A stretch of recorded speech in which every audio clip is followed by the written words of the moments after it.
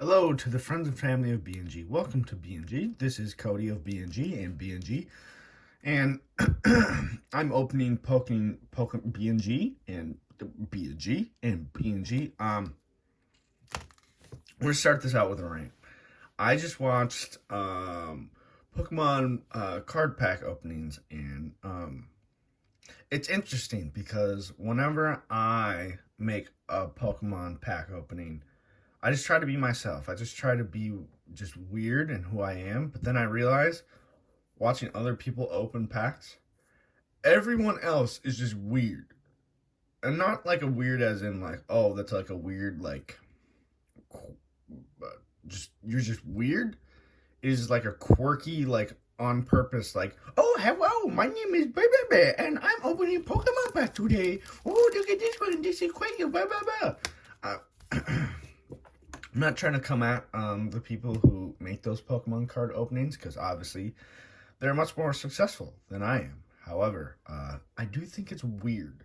It doesn't feel comfortable. It doesn't feel like these people are being legit and they're really putting on like a display solely for the purpose of like keeping dyslexic viewers entertained. Either way, that would be my 1 minute rant on Pokemon card pack openings. Let's get into our own. Today we have the Sword and Shield Rebel Clash pack to be looking at. We got the cool boy, the rock star, the Nickelback boy. Hey, you wanna be a rock star? I wanna be like Elvis amongst the stars. All right. Yes, that is Nickelback, rock star. Back of the pack says, rock out. Oh, wait, I should probably read the top. Galarian Pokemon are ready to rock. Wow, very cringy. It says, rock out with new Pokemon, exclamation point. Crank it. Crank it, boy. Ooh, they're talking about Venus, bro. Crank it loud and blast the beat. You'll find Rebellion, chaos, and punk attitude galore in the Pokemon trading card Sword and Shield trading card game. Sword and Shield Rebel Clash expansion loaded with Pokemon V, including Toxtricity V, Double V, Bolton V, Sandaconda V, and more. You will also find a handful of Pokemon VMAX, including final evolutions of all three first partners, plus Cooperajah. That's how I say it. I don't know how you guys say it. And Dragapult VMAX. Take to the stage and the streets with the Sword and Shield Rebel Rebel Clash expansion. Can't read today because I got in a fight last night and my eyeball, it popped out, bro. I can't use it no more. See, and now watching those other YouTubers makes me think like, damn, am I being like them? But that is just the genuine weird me. That their weird selves seems misleadingly fake. I don't know if that makes sense. Look up I don't know what the hell her name is. Some of you simps will know. Her name's Frosted Caribou. She opens card packs and it's just really, really, it's goofy. Seems weird. Seems like I don't know, something's going on. There should be an investigation. Either way, let's go ahead and open this. Actually, we'll look at the front a little bit more. They got this big fat, like, Marnie styled thing, Rebel Clash. Whoa, badass guys, will we like it? And then they have Gigantamax, Toxtricity on the front. I really like the Gigantamax of Toxtricity. I think Toxtricity in general is a really cool Pokemon, and I do like what they did with like the band that was going on. I just thought it was clever. So it's a good way to bring in a new variety into Pokemon. I mean, obviously, Pokemon fill a variety of roles, so why not have them a part of a band and have one play the guitar on his belly, you know? I also love the typing of him. Poison Electric type was so dope to play with. Only if it was available in the card game. Unfortunate. Let's go ahead and get this bad boy open. How's everyone's day going? It's morning still here, and my day has yet to become terrible. That's good. Alright, we're just gonna sit here and watch me pry open at this like a cave person. Alright, sorry, this one might take a while just because I want this one to be perfect because I haven't had a great card opening in a while. If you hear my dog, I have a puppy. Please excuse. Okay. It looks beautiful right now. It looks beautiful. All right. There we go. And we spread the seed like Joseph. All right. You guys can definitely hear the dog. That's all right.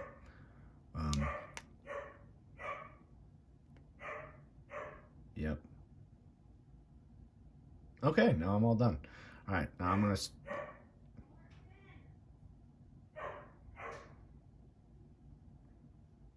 I'm just going to keep it in just because it's... I'm just going to talk over it just because, you know, it's just going to continually happen. And hey, this doesn't have to be a high quality video. Who's going to watch it? I don't know who.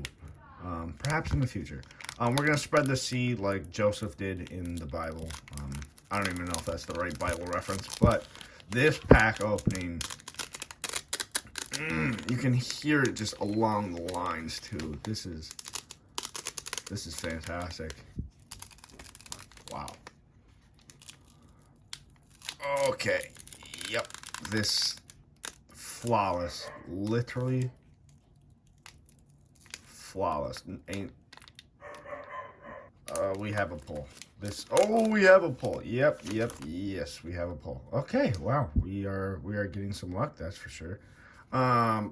Okay, it's always, is it, no, it's not turn. All right, we're gonna pull. I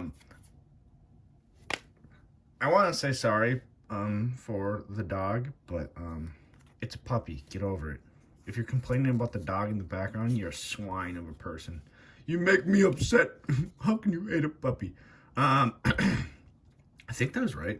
All right, to the front, we have Morpeko. All right, so I'm just to the part in the Pokemon Journeys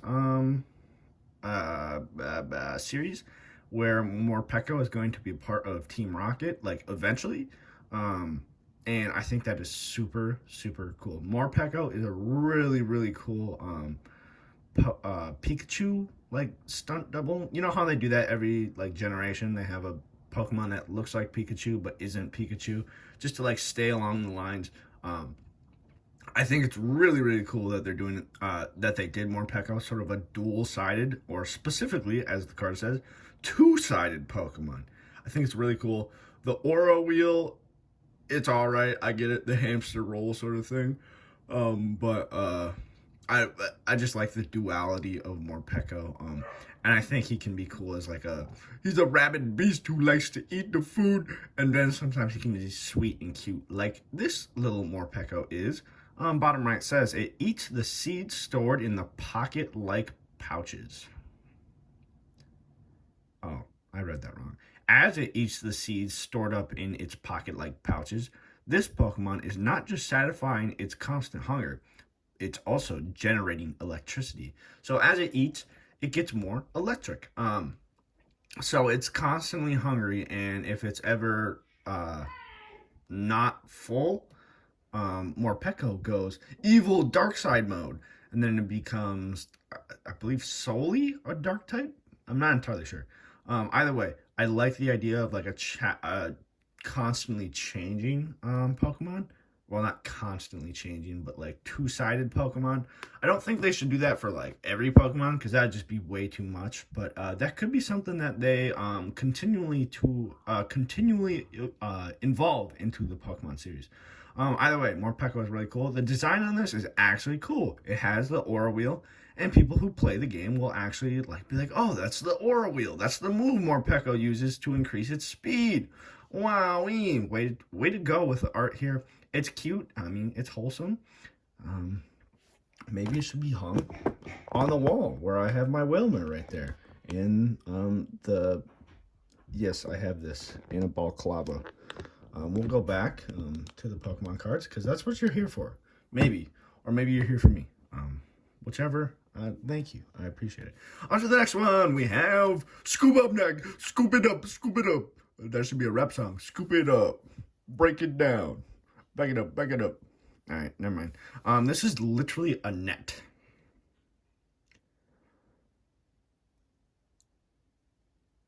Okay.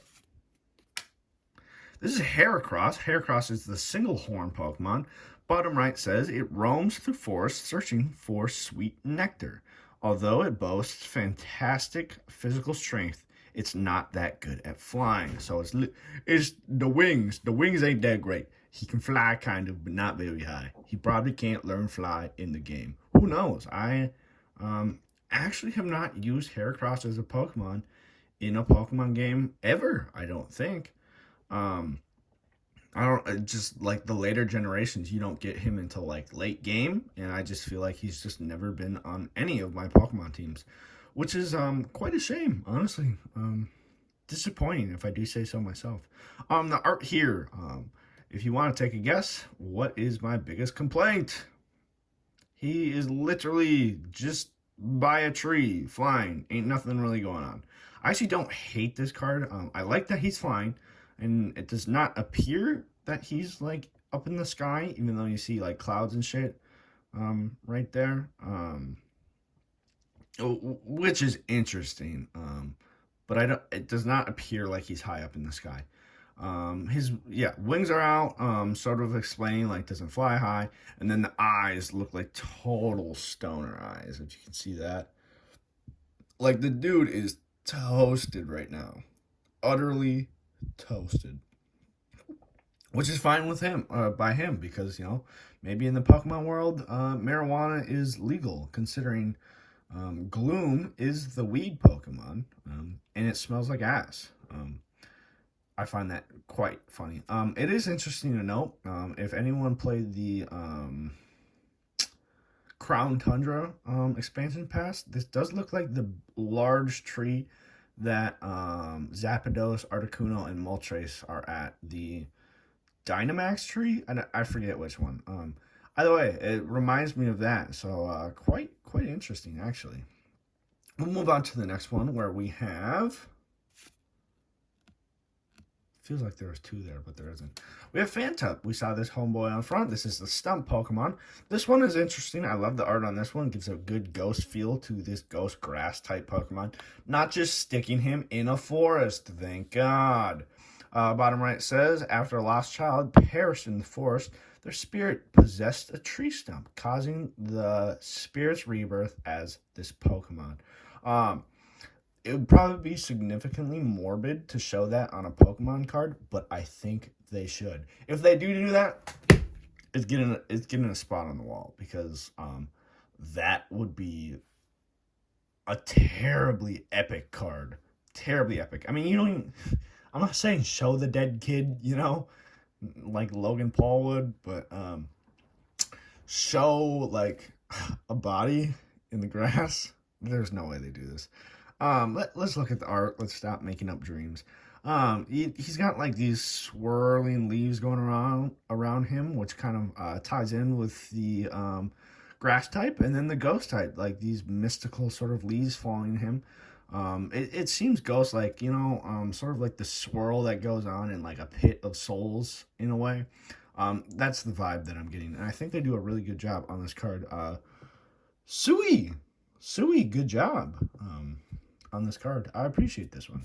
On to the next one. We have Dreepy. I need to remember this card is awesome. I really like this one.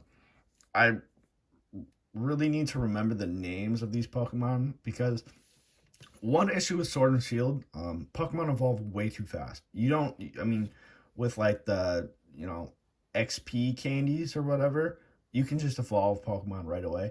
And unfortunately, that's kind of what I did with Dreepy. So I didn't really get to spend too much time with him, which, like I said, is quite unfortunate because it's such a cool Pokemon.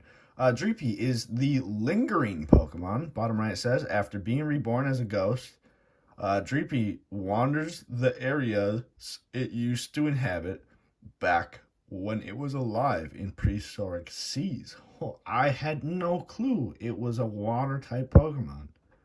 Or, like, a fish, essentially.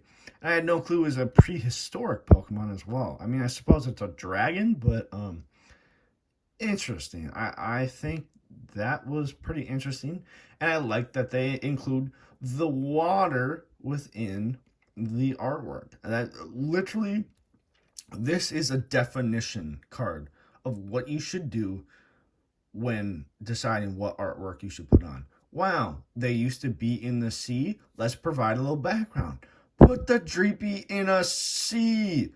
I mean, I'm not saying that if down here in the bottom says they live in forest, put them in a forest. But like, if it's something that isn't like clearly obvious, if it isn't if it isn't something that's clearly obvious, put it in the description and then put it into the picture. It makes so much more sense. I need to keep moving just because I don't want this to be too long. Either way, this is great artwork, and I can really appreciate what they do with this art. On to the next one. We have Galarian Farfetch'd.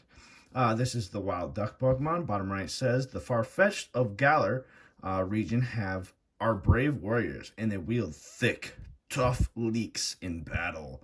Ooh wee, they got the leek. I forgot the energy on the back, didn't I?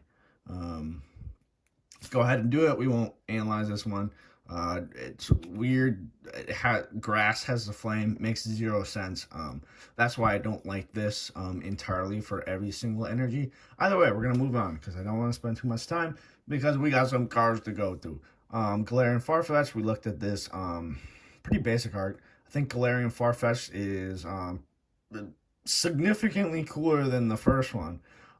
Ash is actually going to be using this Pokemon in the Pokemon Journeys series, so I think it'll be interesting. Shed a little light on a Pokemon that is generally beloved by the fan base, but isn't really shown appreciation by the show and games. So I think it's very cool that we will be getting a little involvement, and I also think that it's cool that he has an evolution in this generation. But you guys all know who that is, so maybe we will see him one day. On to the next one, we have Honedge.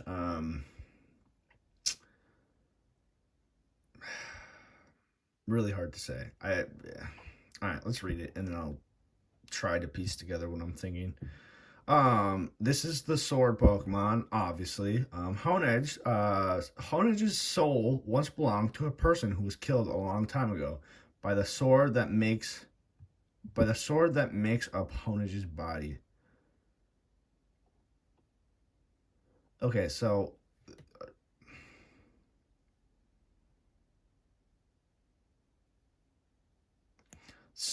this was once a sword, and then somebody killed somebody, and the dead person's soul went into the sword. Okay, that makes sense. A little violent. There's no way they'd show that in the Pokemon series, but if they did, I can imagine some like Game of Thrones like shit going on. Unfortunate that they would never do something along those lines, but I'm just saying they have avenues. The picture here is extremely basic. I do like using my imagination. I could see this as a battlefield, and then that makes it significantly cooler. But then that makes me like make an effort to think about it. But instead, you could have just shown us. Think about that Pokemon. Anyways, we'll go on to the Timepole or Timpole, whatever one. This is the Tadpole Pokemon. He looks very sad. He got the sad face going on. Graceful ripples running across the water's surface are a sure sign that Timepole are singing in high-pitched voices below. Very cute, very wholesome. I don't know why they don't show that. Just a group of Timepole just singing their hearts out below the water. But instead, you showed us the depressed Timepole, which I'm actually okay with, because it's cute. I have no complaints about it. I get that okay, actually this card is pretty badass. I mean, if you can look around, it's pretty creepy. There's like this spider looking thing in the background. It's a non-identifiable Pokemon, but the background's pretty creepy, so I'd understand why my boy Timepole's pissing himself underneath the water. Makes sense. I'd be pissing myself too. Um, Originally, I did not like this card, but I'm actually growing to it. Time Pole is a Pokemon that like really isn't shown in the game or in the TV series, which is unfortunate because all Pokemon deserves respect, and that's kind of what we do here. We go through it and give the Pokemon the respect that they deserve because they're all unique in their own way, kind of some more so than others. We have our reverse holo right here. This is a Stunky. I hate this. Yuck. I don't like it. It is Icky Yicky. This is the skunk Pokemon. Bottom right says its rear. From its rear, it sprays a foul-smelling liquid at opponents. Its arms are for their what? It it aims for their faces, and it can hit them from over 16 feet away. It's literally a skunk. There's nothing different between this dude and a skunk. The holo on this one doesn't even really look like a holo. I don't even know if you guys can see it. I mean, it's got like the dark type design going on, so you know it's a holo, but very, very poor reflection going on this bad boy right here. I hate the look of it. It's not that it's even bad. I even like the two Skunky just like, you know, gooning together, but just kind of it just doesn't sit right with me. The picture, it's awkward. I just don't love it. I don't have anything specific I don't like that I dislike about him, but just ain't my vibe. We have a poll, 3, 2, 1. What do we have? Poggers. Ooh, full art Milo. Okay, this one's pretty cool. Let's go. All right, okay. This is the chump gym leader that you beat the hell out of immediately when you start the game. He is big. He is massive. He is strong AF. However, in the game, he is clearly a chump. He literally looks like a child with a bodybuilder man's body. It's interesting to see what they'll actually do with Milo in the TV series because I think he has significant potential. However, that is yet to be seen. This is a nice card. I'm glad I pulled this because it's nice and wholesome, and I don't think I have a full art trainer at all yet. So this is actually significantly cool. You can see maybe it does have that texture, and I live for the texture on these cards. They need to keep doing it, and they need to forever do it because I will never ever get tired of it. Either way, we're gonna finish up this video by you guys looking at his cock. Damn, he packing. Either way, I just slammed that on the ground because I'm a terrible person. Either way, we will take care of those cards. I appreciate people coming in for this Rebel Clash appreciation opening. If you're looking for more, I have plenty on my page. I will be opening more in the future as well. Feel free to leave a comment, like, and subscribe. Just kidding, don't do that because that's cringe, bro.